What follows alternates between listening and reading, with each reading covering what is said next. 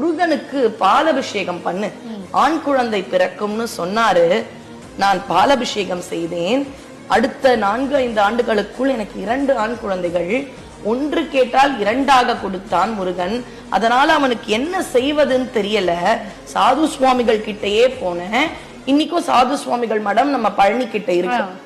அங்க போய் கேட்கும் பொழுது, நீதான் நிறைய செல்வந்தரா இருக்கியே, முருகன் கொடுத்த செல்வங்கள் தான் இருக்கேன், நீ அதை வச்சு ஒரு தங்க தேர் பண்ணு அப்படின்னா, அவர் செய்த மகத்தான பணிதான் பழனி முருகனுக்கு முதலா தங்க தேர் வந்தது.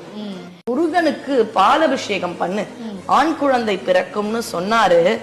நான் பாலபிஷேகம் செய்தேன்.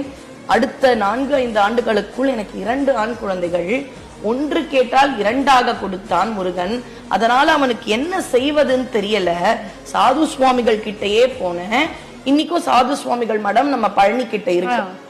அங்க போய் கேட்கும் பொழுது, நீதான் நிறைய செல்வந்தரா இருக்கியே, முருகன் கொடுத்த செல்வங்கள் தான் இருக்கேன், நீ அதை வச்சு ஒரு தங்க தேர் பண்ணு அப்படின்னா, அவர் செய்த மகத்தான பணிதான் பழனி முருகனுக்கு முதலா தங்க தேர் வந்தது.